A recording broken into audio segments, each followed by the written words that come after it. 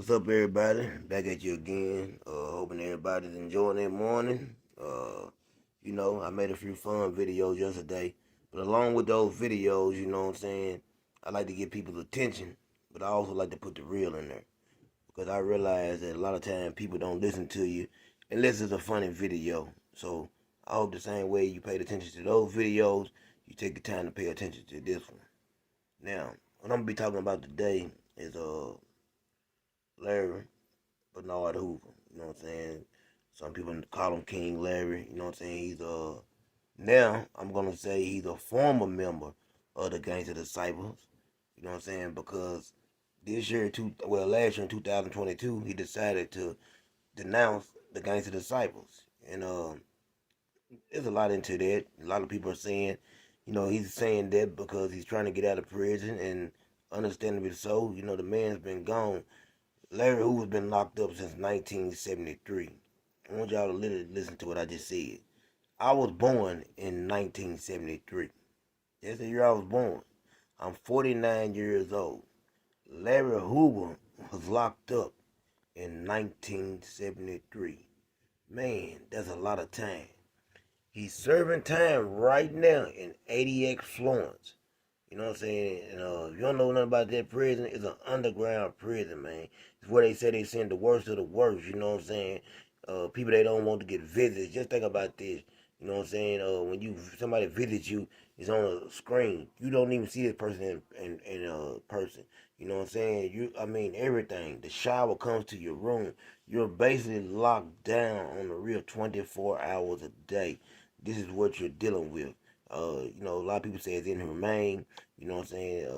And I agree with that. I just think somebody being locked down 24 hours a day is, man, just something I can't agree with. But Larry Bernard Hoover, you know what I'm saying? He was born in Jackson, Mississippi in 1950.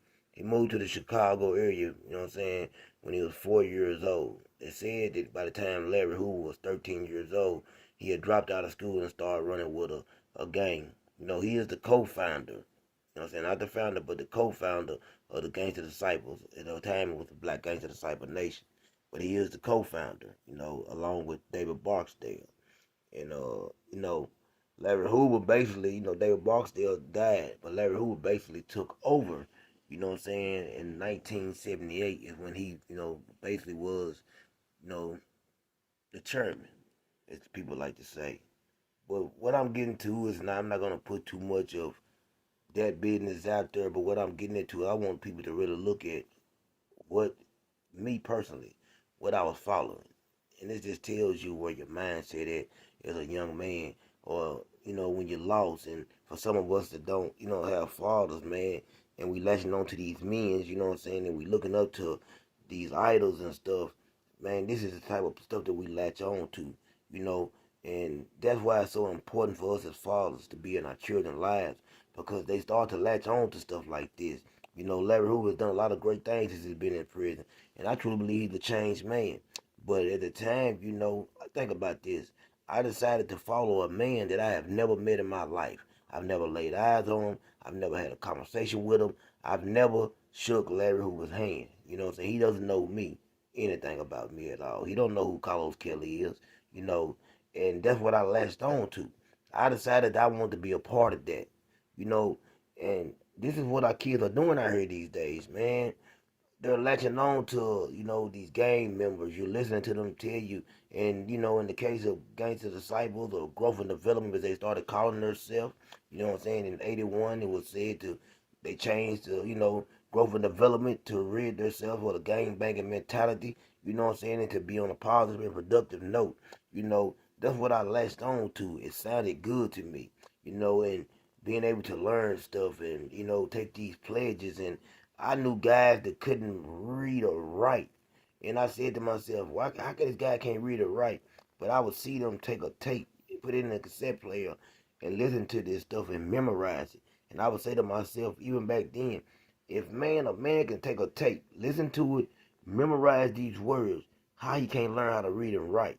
But this is how confused and lost we are, you know what I'm saying, as young men. And that's why I say every day, man. I just thank God that he blessed me with a sound, a sound mind. and to be able to be a thinker, because you got to be a thinker, man. But at the time, it sounded good to me. I was young, and I was naive, and I felt like that was the best route for me to go. But now I look back on it, and I thank God, you know what I'm saying, because I've seen so many of these guys, man, they get locked up, incarcerated, they gone with life sentences for, you know what I'm saying, this criminal enterprise or racketeering, whatever you want to call it. And a lot of times I was going to prison, you know what I'm saying. I really thank God these days, because I could have been caught up in it, but a lot of times I was locked up, so you know what I'm saying. I wasn't there when a lot of the mess was going on. I was able to God. It was like God was keeping me covered, even when I didn't know it. I was covered by the blood of Jesus. You understand what I'm saying? And it's serious, man. I don't want to see any of y'all young fellas, man, you know what I'm saying, get lost in that sauce. I don't want to see any of y'all sitting back doing a life sentence, you know what I'm saying, and you don't have to be in that situation. There's so many things we could be doing. I'm telling you, that gang life isn't what it all made up to be. Everybody, I mean, somebody can be calling you their brothers today, and then something happens, man, and you know how quick it is they will cross you out. How can you call a man your brother, but you will put him, you know what I'm saying, in a violation, and this your brother now? My brother, there's no way possible. My little brother, you know what I'm saying, any one of my brothers that I could stand there and beat down and say that that's my brother. I couldn't do it. But this is what they'll do to you.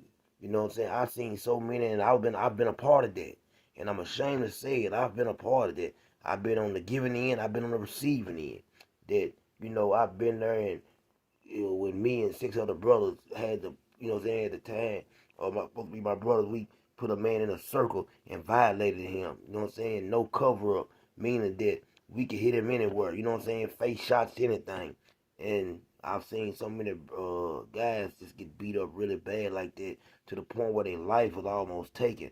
But at the same time, you know what I'm saying, they'll get up and we'll shake their hands out this old with and tell them we love them. How? How do I love someone that I'm doing like that? You don't treat your dog like that. I want y'all to realize what you're getting yourself into when you're going to these prisons, man, or whatever. If you happen to go and you join one of these gangs, now it might come a point in time where one of your friends gets into it with I'm talking about one of your child, it can be one of your childhood friends. He gets into it with a guy that you just met, but because he says he is what you got to ride with that guy or you're wrong. So now you turned your back on your childhood friend. If you can't resolve a situation, you turned your back on your childhood friend just to appease these guys and to be a part of what they're a part of. I don't want to make this video too long. I'm going to make a part two to it. This is just the beginning, you know what I'm saying? But like I said, I'm trying to reach to you in all kind of ways. This is what I'm about when I ask for y'all support. You can be with me and you ain't got to be with me. But just know at the same time, it could be your child tomorrow. So pass this video on, share it, and God bless everyone. And there will be a part two to this. Thank you.